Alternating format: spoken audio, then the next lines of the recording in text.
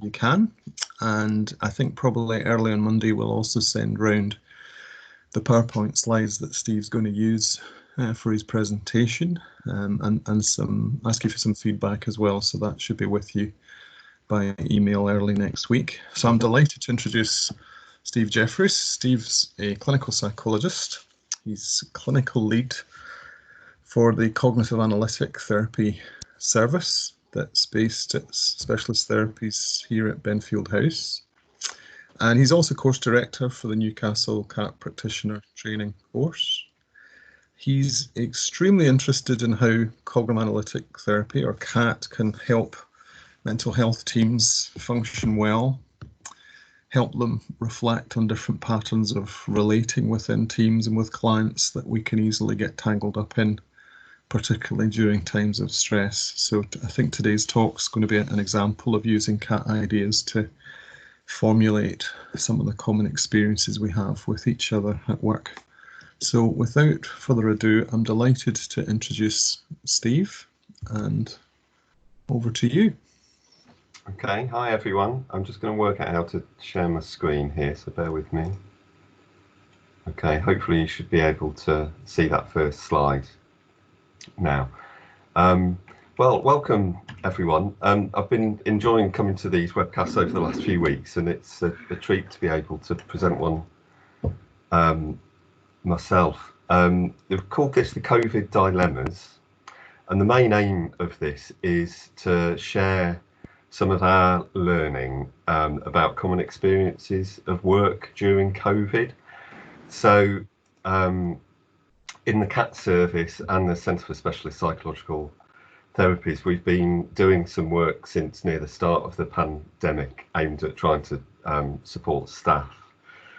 And one of those strands of work has been running consultations with team leads and clinical leads about how they're doing with their own staff's well-being. And quite quickly, two things emerged from those conversations.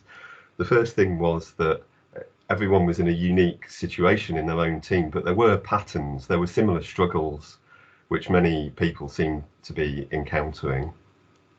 And secondly, we found that once we started describing and naming them together, that seemed to be helpful in its own right. People hearing that each other was struggling with similar things and sharing ideas for what they'd found helpful. So the main thing we're going to do today is share some of those struggles with you. The focus is on one way of understanding them drawn from CAT, which is as dilemmas, and we're going to have some time to think about helpful ways of dealing with them. So the bulk of this talk is just describing 6 of the dilemmas, broken up with a bit of understanding of how we're framing them. And it's accompanied by something called the COVID struggles list. So this is 2 sides of A4, which is basically a summary of all the patterns that we've heard people commonly describe. And so that'll be coming round by email with the slides on Monday, and there's a web link at the end of the talk that you can use to get it as well. Okay, so for 1 minute, it's over to you. So using the chat function in Teams, see if you can put in a sentence one thing that has been a struggle in your work life during the pandemic, and then I'll read as many as I can out as they come in.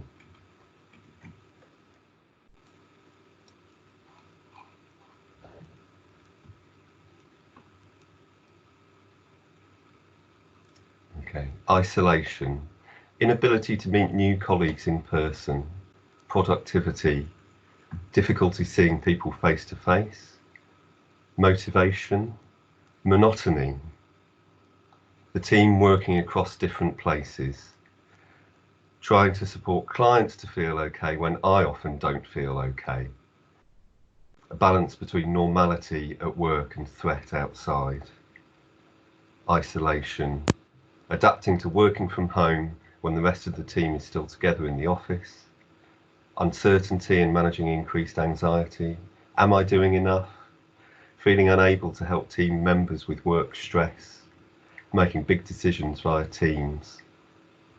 And there's more. I mean, you know, so this tells us straight away, you know, how readily we can get hold of some of the things that have been a struggle for us, and I think, you know, lots of these are very, very familiar themes in what we've heard as well. So I really hope that what we're going to talk through today will kind of resonate with you. Okay, thank you for doing that. The next part then is to just go on to the dilemma. So we're going to share 3 and then have a break and then do 3 more. So the first one is the rush or reflect dilemma. There's so much pressure to get things decided and done now. It's as if either I have to rush into things without thinking it through, which gets the job done but may not be the best decision, or I stop and reflect, but by then I may have left it too late.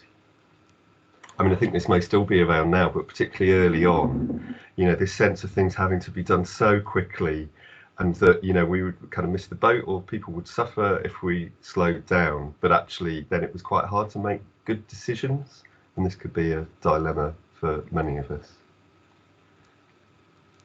The second one we heard about was the overwhelmed dilemma. The volume of information and instructions changes so quickly and different sources conflict. It's too much.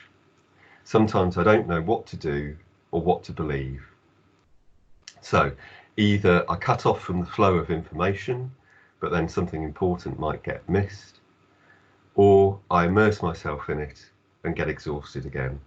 Perhaps I have trouble switching off.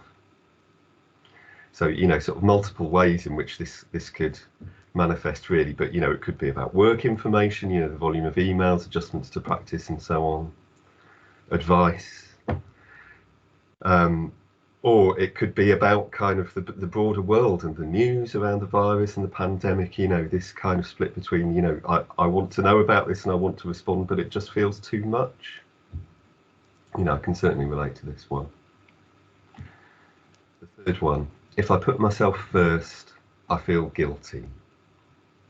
I recognise I might need to put myself first, for instance by having downtime or protecting myself better from risks. But it's as if either it's a crisis, so I must put my needs aside and battle on, but then feel increasingly exhausted as if I'm just soldiering on, or I do put myself first, but then feel I'm letting others down, or at times the organisation might make me feel like I'm letting others down. Okay, so I'm going to kind of pause for a moment there and just explore some ways of understanding some of these struggles. These are starting points from CAT, Cognitive Analytic Therapy. In our work, we are people first. So what this means is we're each unique and bring that uniqueness to our work. We're people with a unique mixture of experience, and that means that we can't ever be robots or instruments really just to do, or machines just to do the work. We bring all our sometimes messy human emotional responses, and that will always be part of what we do. Secondly, we're all doing our best with what we've got. We all use our habitual strategies, which we normally picked up quite early in life, to do our best with the situation that we're in. And often that includes kind of bringing lots of creativity, but we can tend to sort of fall back on our older ways of coping when we're under threat or stress, and there's been plenty of that around during the pandemic. The third starting point is we all bring our relational patterns to our work. So what that means is that, again, early on in life, we all learn ways of relating to others and to ourselves, which we bring into our work. We bring it to our colleagues, to our teams and organisation. We also bring it to how we respond to the virus and the pandemic. And we're in a kind of a back and forth dance with how others and how our teams respond to the challenges that are around. And finally, the rule of thirds. This is from some CAT work by Steve Potter.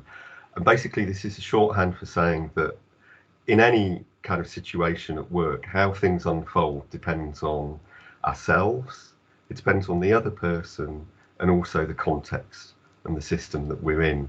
Each of these elements brings about a third of the picture.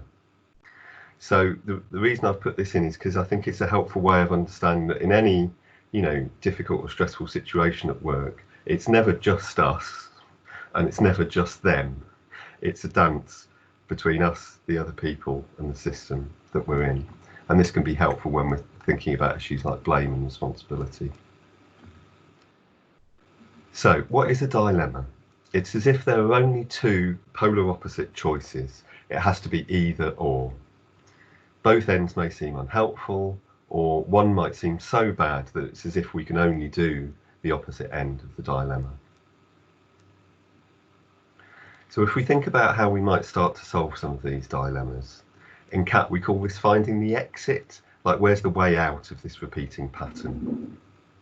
Well, the first way of doing it might be to think, is there a middle way? So if there's two kind of polarized extremes, is there some way in between the two or some combination of both?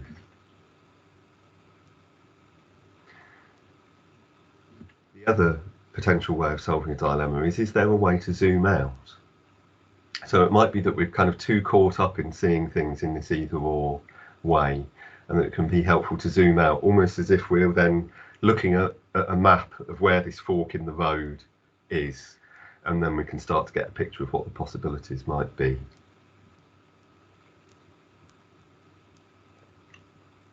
So looking at the final three dilemmas then that I'm going to share today, which are a bit more complex, and we'll see if we can find some answers for them. The first one is the boundaries dilemma. The world has changed, so we need to be flexible.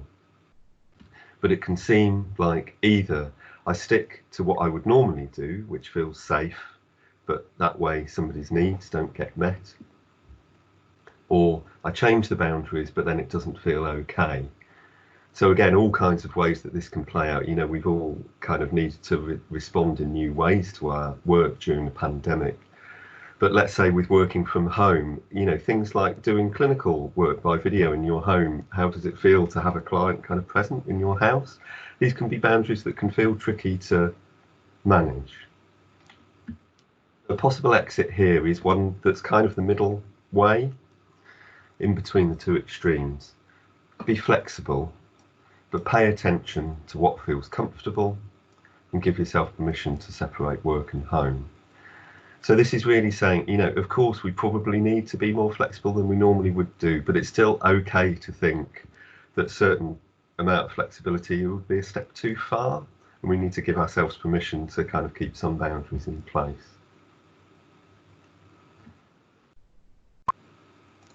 Next, the work up to, you see, is there anybody watching who doesn't relate to this one, I wonder? The work or home dilemma.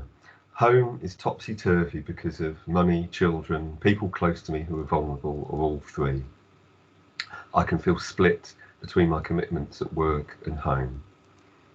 I might feel confused or overwhelmed, as if either I have to attend to work and neglect home, or I put home first but neglect work. Now, of course, there's no easy solution to this sort of dilemma, but it might be one where a bit of zooming out can be helpful. So an exit could be to zoom out, to voice the struggles without shame, to recognise that the struggles are universal and normal. So pretty much when we start talking about this is a situation that pretty much everybody can relate to, and there's something about the solidarity of realising that can kind of make this feel a little bit easier to manage. See where you put yourself on here. Are you a hero? I may be invited to be a hero by the world around us, clapping for the NHS, by my organisation, or by myself. Either I do feel like a hero, and that can feel good, exciting and special. But no one can be a hero all the time. What then? It may feel like we're never allowed to make mistakes, to not know the answers, or not to be firing on all cylinders.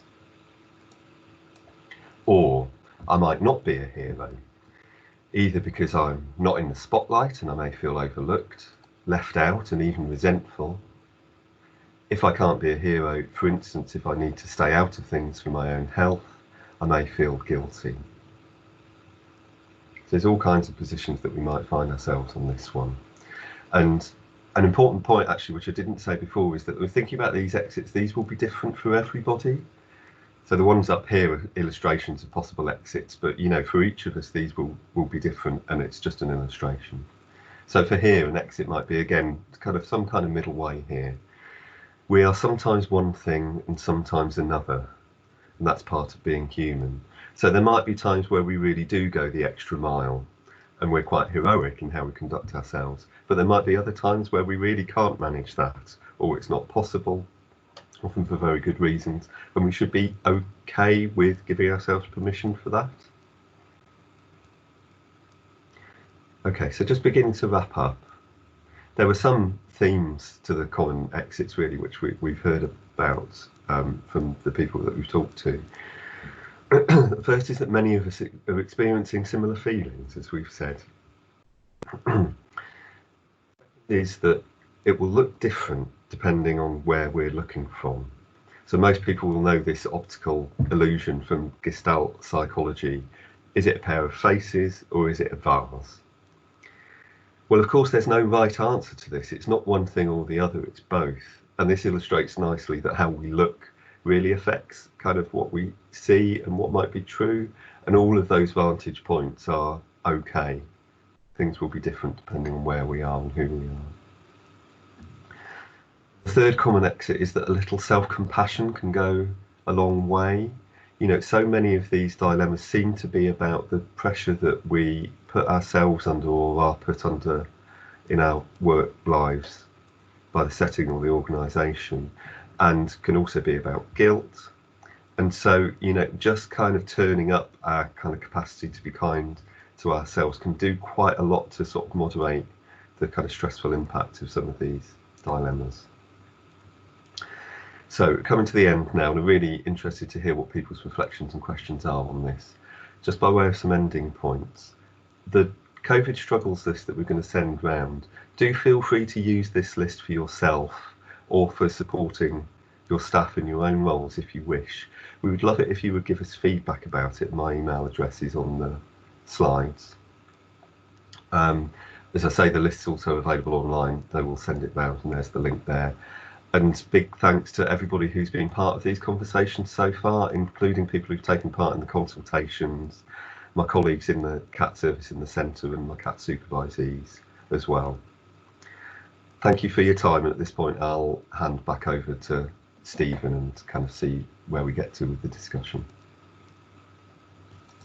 Thank you, Steve. I think on behalf of everyone, can I just firstly thank you for such a clear and interesting and helpful presentation, and for also practicing what you're preaching, actually voicing some of these struggles. Just incredibly helpful seeing them up there, and I'm sure I'm not the only person recognising myself in these. So we've got around about 10 minutes for some conversation that people might be interested in exploring some of this, or maybe asking a little bit more about CAT. So if you've been watching and you'd like to make a point or ask Steve a question, if you want to use the chat function, just to either type question and we'll try and take them in turn, or if you want to make a point in your question, we can look at discussing it. So please type away and we'll see what people might want to discuss.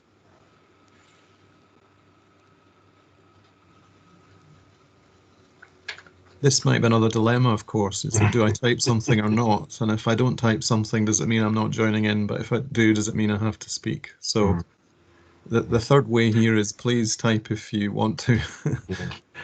Well, while we're waiting, perhaps I'll just kind of add something which I didn't have time to say in the presentation, if that would be helpful. Please do. Which was just about, so this work was sort of based on work that was happening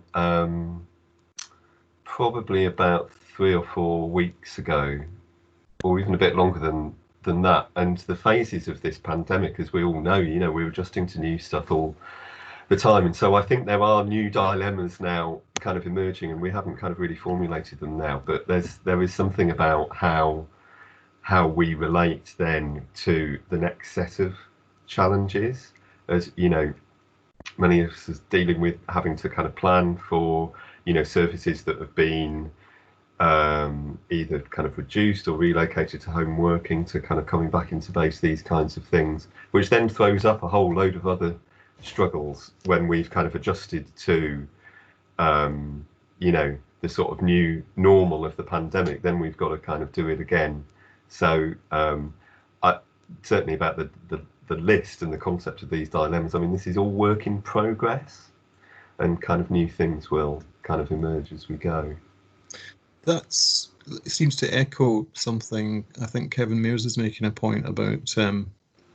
Dilemmas seem to come in packs. A nice way of phrasing it. Kevin, do you want to expand on that, or ask a question? Hi, Steve. Yes, I was just wondering if there was a sense of clustering of these dilemmas, whether there's a group or that certain dilemmas. I was thinking that they kind of interact with one another in some way, and so they form vicious relationships. Yeah. And whether there was anything that you could see or tell from what you've heard about whether there were particular dilemmas that went together. Yeah, sure. Yeah, interesting question. I mean, I think there is some clustering already going on in the way that they're described, in that everybody will have a different, to the extent that we can recognise in them, will have a different sort of shade of our experience of it. And so there is some sort of bringing together of different people's experiences already. I mean, so some of, just looking at the list now, some of the things that I noticed, I suppose, is there were clusters around home working and, people adjusting to a team going to, remote work, which would be quite different potentially to, let's say, a ward team where unless people needed to shield or were unwell themselves, they were kind of still in base. And particularly for home working, I mean, some of the dilemmas relating to that have been thrown up about managing work from home and so on. But there was one that we haven't talked about today, which was kind of fairly universal, which was about connection. And I mean, some of this came up in the comments that people made at the start, actually, but this sense of sort of isolation from colleagues, and all of that connection that we normally have with our colleagues, just kind of over making a cup of tea in the kitchen or seeing each other in the corridor, we're having to kind of work much harder to sustain. And a really common exit for teams that had gone to home working was kind of building in connection to their new ways of working. So things like WhatsApp groups, extra sort of check-in meetings where you just kind of talk a bit informally about your work rather than beyond business. So that was one cluster. I mean, the other ones were probably around kind of managing anxieties relating to both the virus itself and its effect on kind of important others in our lives. And this kind of speaks back to your own livecast, I think, Kevin, about worry and uncertainty a few weeks ago. The real, the way that our concerns about people who are close to us and about ourselves kind of intrude into our working lives in a way that, for the most part, we managed to kind of keep separate. So those are the two clusters that I think I would see off the top of my head. Thank you. And Steve, if I can come in on that, I'm noticing Paul Veitch's comment about the for colleagues working on the front line, perhaps with dilemmas about PPE and perhaps about balancing risk. Paul, I don't know whether you would want to come in and voice that and speak to it. Do you want to do that? Yeah, good afternoon. I really enjoyed that. I know very little, if anything, about cats. That was fascinating for me. Thank you. Thank you. Yeah, I just kept thinking about those people who work in hospital wards up and down the country, throughout the world, really, and what a dilemma that is. Because as an employee, if that's where you work, that's where you work. You go into work, but there isn't much of a choice about it. So I just think I got stuck in thinking about it because it's such a big dilemma, I guess. It's not really a question. I've given it a name, though. I've called it torn loyalties. Torn loyalty. That's absolutely lovely. I mean, it's a very important point, this. I mean, on the list, there is one that I think is what you're speaking to, which we called in the line of fire. I'll just read it out. My job means I can't socially distance and may be at risk of being infected or infecting others. I try to rise to the challenge, but it might mean I'm putting me, my family, or other patients at risk, and that worries me. So, you know, I mean, absolutely. I mean, I haven't personally spent much time kind of talking to people who've been in those circumstances, but it does definitely strike me that there's a different order of concern for people who are kind of, you know, dealing with those torn loyalties and in the line of fire actually on wards and so on, compared to my own situation, for instance, where I've been able to work from home. So yeah, I think it's really important. But when I think about it, I then think that there's a guilt involved for those of us who ordinarily might be in an environment like that. I mean, we all see patients as part of our day-to-day work. So to then not be in that situation, it's a guilt-inducing. Yeah. Sorry, my wife's just dropped something. potentially guilt-inducing. Yeah, I think that's right. And I mean, I think in speaking to Kevin's question again, there's definitely a cluster of these where guilt plays a kind of a major part. You know, someone, I'm not going to be able to quote the source now, but has this phrase that people in the helping professions often have consciences the size of tanks. And I really like this idea, because it means that when there might be necessary changes or restrictions on our ability to help, we might really personally struggle with being able to do that. It can be really guilt-inducing. And so, you know, again, you know, what's the answer to this, other than to kind of find out that others are perhaps sort of struggling with sort of similar things as well, can make us feel less alone with it, perhaps. Yeah, thank you.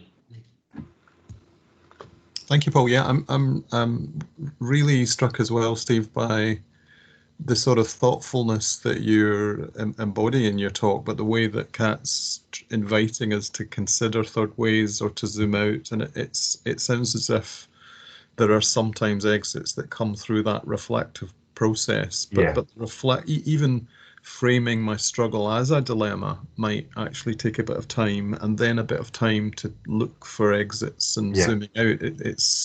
We're being invited to reflect here. Is that a normal part of the CAT process? That's right. I mean, so you know, the starting point for CAT really is kind of describing something clearly and accurately, you know, is the starting point for doing anything about it. And we find often that the process of just being able to describe and name it can kind of, you know, in CAT therapy, can take people a good way to actually being able to find sort of some way of doing things differently as well. So I'm glad that that's coming across in how we're talking. There's one or two other really interesting comments, and I'm not sure if it's people who would like to ask or are just making a point, but Amy Mayer, would you like to ask Steve about the work home flip-flop? Hi, I think it was just really a comment of like how nice it is to sort of have that acknowledged and realise that other people are feeling the same way. Because I do think it's hard to sort of put into words that sort of struggle between, you know, feeling like unsatisfied that you're doing the right thing. So really, it was just a comment on how nice it was to hear this, and to get other views, really. Yeah. Oh, well, I'm glad it's helpful. So, and you know, I put myself in here loads of these as well. So, personally, I'm tempting fate now, but the fact that this door hasn't been breached by kind of any people or noise in the last half an hour is a kind of fairly major achievement. So, you know, that it's a real kind of struggle keeping those kind of two kind of things in balance, I think. And we probably have time for one more comment or question. I think next on the list was Stuart Mitchell. Stuart, do you want to ask or make a point? Hi, Steve. Yeah. Hi, Stuart. Hi. I think I'm struck by the dilemmas, because I think about dilemmas as Kevin was saying, as being kind of human conflicts that, you know, we all have. And I think about conflict because there's so much conflict that we're constantly in, you know, weighing things up. Kind of all the time. You know, should we be on our own? Should we be with people? Should we, you know, should we work harder? You know, how do we work remotely? But I was struck by seeing just how exhausting this all is when we're having to, weigh up and balance, homework, kids, contact, work, doing things differently and change. So, so it's really just to say, that all feels very ramped up at the moment. With the pandemic. So that's all really. Just thoughts on that, Steve? Yeah, no, I think that's absolutely right. I mean, I see in your comment you're talking about sort of our capacity to sort of stay in reflective and balanced space in our minds and our relationship. I mean, I think that's kind of spot on. In CAP, we'd call this the sort of the observing eye, our ability to be able to zoom out and kind of see what's going on for us rather than be in it.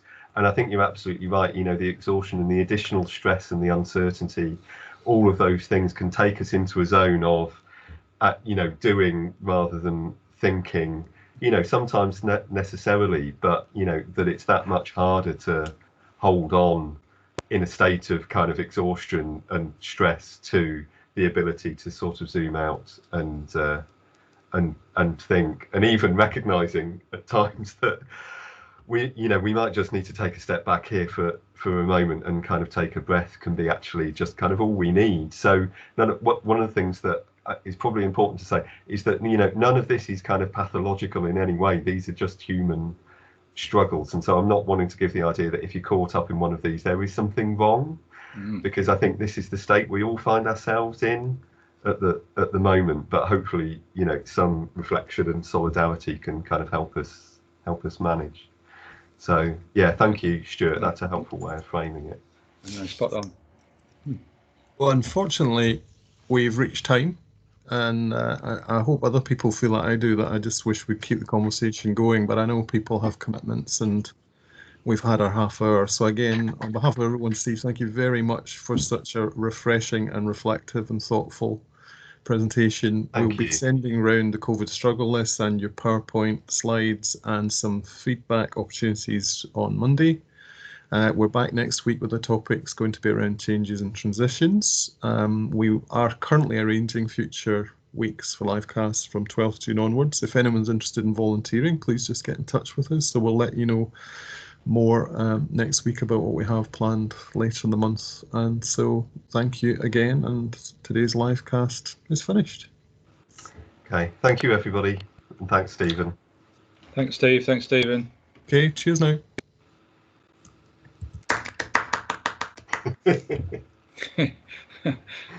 Throw them a fish.